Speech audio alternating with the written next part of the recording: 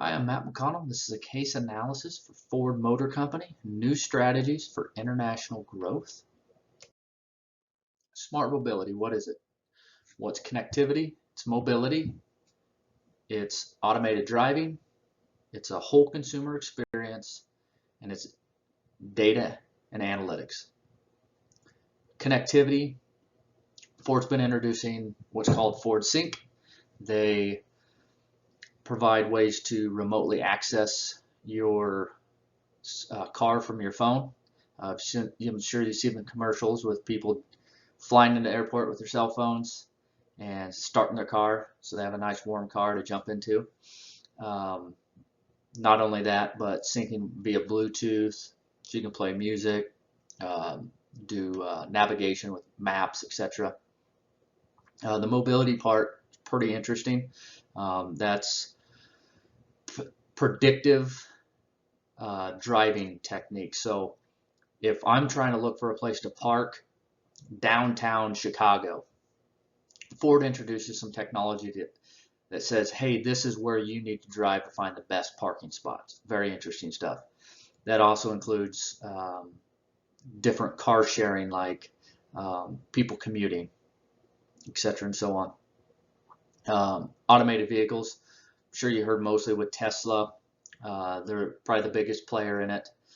Ford's trying to develop their own technology with the use of these mobility technologies.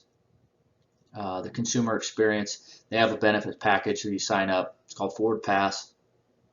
You can have certain types of benefits, different privileges other people wouldn't necessarily have.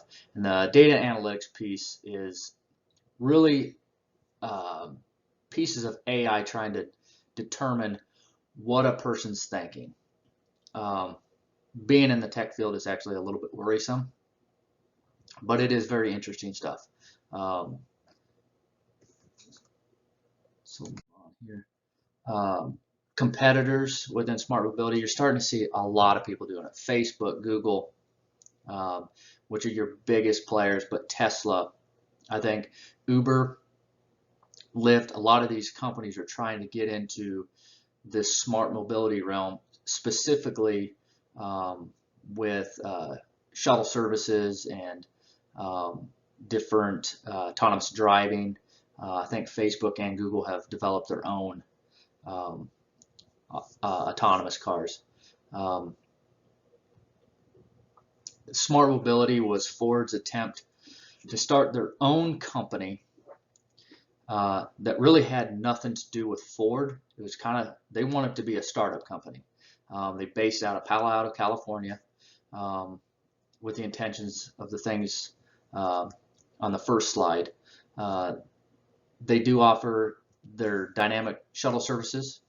The goal was to compete with both taxi services and mass transit systems like trains and buses. So it's obviously going to be a little bit more expensive than your mass transit, but it's supposed to be cheaper than taxi services and other companies like Uber and Lyft.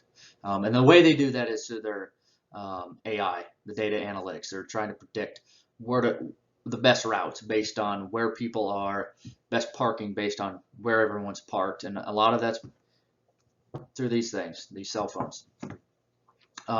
But as we introduce technology into cars, it's also reading that type of technology as well. Obviously, Tesla is one of the bigger ones, with Elon Musk obviously running that show. They're a very intelligent man. The autopilot stuff. What's neat about that is specifically in a Tesla, for example, is since that's an all-electric car, when you're sending computer signals to a electric motor, it's instant versus a combustion engine, which is typical most cars. It's hard to shut down a cylinder that's firing on gasoline. It's hard to do that, but electric, you can shut it off instantly. So there's Tesla's probably ahead of the curve a little bit. Ford obviously has electric cars. They're close, and they obviously have a tremendous budget to be able to handle that.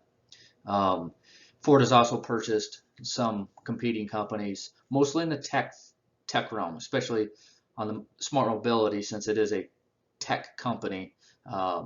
Autonomics and Translogic. Translogic more with the uh, um, mass transit type of transportation. Autonomics is more of a data analytics company. Um, the Five Forces model. So my thoughts were from a threat of new entry. I said moderate. Uh, it's becoming challenging, especially on the West Coast and um, the Palo area. You have all these tech startups. You got these guys and these schools coming out and brilliant developers. So they are developing very interesting technology. So there is a moderate. Now Ford has a lot of money behind them to be able to work on this. Um, the buying power. Um, there's a lot of other companies or buyer power. My apologies. There's a lot of competitors out there, so that's high. Um, there's a lot of buyer power because of the competition. But I think Ford has some options in here to really expand and grow. Threat of substitution, similar to the buyer power, that it's high because you have established train systems and railways and buses, taxi services. Obviously, with the new systems like Uber, Lyft, that's a huge threat.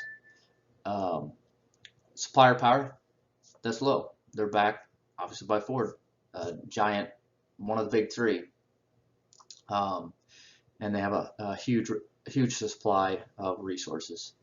And then a competitive rivalry, I would say moderate. They all have some unique operating things that probably Lyft, Uber, some of the larger transportations they don't have. They're developing more than just the things that you think of with Uber. You think of, well, someone's going to pick me up in a car, and it's much more than that. Obviously, smart mobility is much more than that as well. Ford's business strategy would be a horizontal. They're not looking to expand their automotive industry. They're looking outside. They're wanting to compete in the technical world with autonomous cars and some of these dynamic shuttle services. Their strengths, weaknesses, I would say some of the strengths, investing, buying some of these startups like they did. They're investing large amounts in research and then application development. That's going to be the biggest part, the application pieces of it, making things easier for the consumer. They clearly have proven leadership at the top at Ford that the startups and also their smart mobility can model after. The one weakness may be the fact that they're a tad behind the curve. Microsoft finds themselves in similar positions when it comes to certain technologies. Oftentimes you see them just buying the company. And that's what Ford will probably end up having to do. But I'm sure they have plenty of resources to invest money otherwise. Ford is known obviously as an automobile manufacturer. They're looking for ways to be a leader in the transportation industry. That's gonna be through innovation. That's gonna be through self-parking cars, autonomous cars, all of those types of things. It was, if you had a crank window and they went to a roll-up window, an electric motor, that was a big deal. Now it's a standard. I think you're starting to see that with the tech side of it. Seeing, Ford Sync, that my phone connects to my car, and when I get a phone call, I see it right on the screen. I can answer, and it's safer to drive. So there's some safety involved with this. There's a lot of different things. The competitive strength assessment. This was a tad difficult for me. I picked a few. Lyft, Uber, Taxify. Overall, I think Ford should target a company like Taxify to partner with. Although this was difficult for me, but I think Taxify may offer a better partnership due to the potential for growth and its quality. Now, if they were to implement and throw in their own model for their business model, Ford already has a proven business model. Let's throw that in, and then a strategy for gaining customers. That would increase those numbers, and I think that would make for a better partnership. My recommendations, given that ride-sharing services are increasing in popularity, such as Uber, maybe put some focus on that. I don't personally use them. I'm in a small town, but you know, in the larger cities, for sure, it's a very popular thing. It's a safe thing. It saves people from having to spend money on parking spots, or if you want to have some adult beverages, being safe on the road is very important. I would say Ford needs to form partnerships with people and other companies. Even if it's not a startup, they should form these partnerships and work with people to develop some of the best technology out there. Thank you. Some of my references were direct from FordMedia.com, and Forbes had a great article on is it profitable. Thank you.